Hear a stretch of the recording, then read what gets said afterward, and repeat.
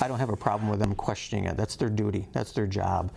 But this has been going on for decades. Yeah, it's been going on for years now, but it's gotten a lot more attention because of the situation in Ferguson, Missouri, following that deadly shooting of an unarmed black teenager and the protests that followed. We're talking about local police who look like commandos. It's due in part to a 25-year-old program that gives surplus military equipment to local law enforcement. It started with the war on drugs and then sort of evolved during the war on terror. Since the program began, the military has given away more than $5 billion worth of property. Fox 17's Paul Cicchini went all across West Michigan speaking to sheriff's offices about militarization, the equipment they've received, and how it's saving money for local taxpayers. Here's what he found out. Clothing and office supplies, tools and rescue equipment, vehicles, rifles, and other small arms. Just some of the items available to law enforcement through the 1033 program. In West Michigan, departments have collected well over $5 million worth of property. While much of the information is freely available online, Fox 17 asked for lists of tactical equipment from 12 county sheriff's departments in West Michigan. 11 complied, one asked for an extension in response to our Freedom of Information Act request. Nationwide, more than 8,000 law enforcement agencies have access to the Law Enforcement Support Office, or LESO, which facilitates the 1033 program. It's simple to join. There's a one-page application. In Michigan, a law enforcement agency sends its requests to the Joint Forces headquarters. Once approved by the state coordinator, it's assigned a username and password. Then the shopping can begin. Yeah, it's not just a grocery list that you go fill and then walk away with an armful of things. Departments can't always get what they want. Federal agencies have first pick. Checks and balances are also in place. Military will periodically come in and do an audit on us, and we have to be accountable for everything that we have. But because some of this equipment, depending on how it's registered through the federal government, it becomes our equipment, and we can actually sell it if we want to. That said, the expectation is law enforcement requests only the items it needs. We really researched these items before we went and sought them. So it didn't look like we were trying to stockpile something, because we have a need for the things that we bring in. We don't bring in anything extra. As one might expect, those needs vary by department. In Barry, Muskegon, and several other counties, the most expensive requests have been for tactical equipment, such as firearms and sights, and armored and mine-resistant ambush-proof vehicles, or MRAPs.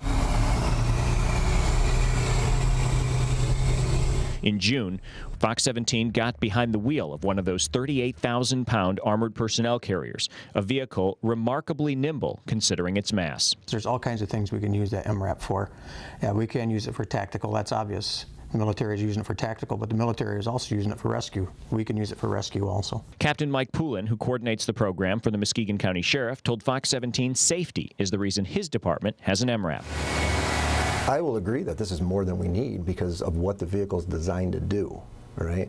But it still offers the same protection for us, actually more, but offers the same protection for us that we would get from the civilian market. And that's a point Captain Poulin stresses. Much of the equipment available through the Law Enforcement Support Office can be purchased by police or sheriff's offices. We're not getting anything that's that crazy or special, but it's everything we could go out and purchase, but we just can't afford to do it. According to documents reviewed by Fox 17 here in West Michigan, there are at least 20 MRAPs, 15 Hummers or other armored personnel carriers, 62 M14 rifles, 77 M16 rifles, 10 pistols, 5 grenade launchers, 3 shotguns, and 38 bayonets, all obtained through the 1033 program. Yeah, I've had several conversations with community leaders who have asked these same questions about, why do we have these devices, or what was our plan in getting some of these things.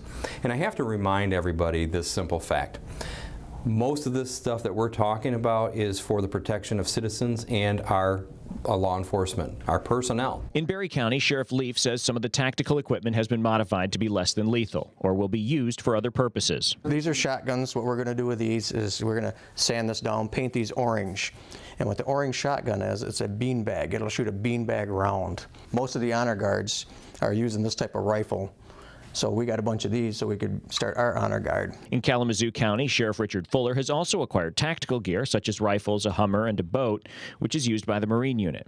Additions to the jail are also quite valuable. The heart monitor, those are roughly $25,000 if we had to go buy it ourselves. The Sheriff's Office has also gotten about $10,000 worth of dental equipment and exam tables, 3 oxygenators worth thousands of dollars, and 2 pulse oximeters, which run hundreds of dollars each.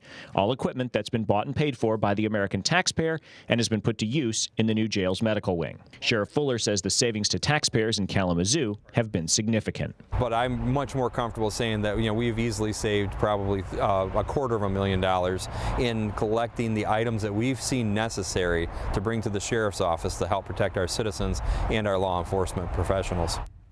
Now, according to the Law Enforcement Support Office, just 5% of the equipment available accounts for weapons, and less than 1% are tactical vehicles.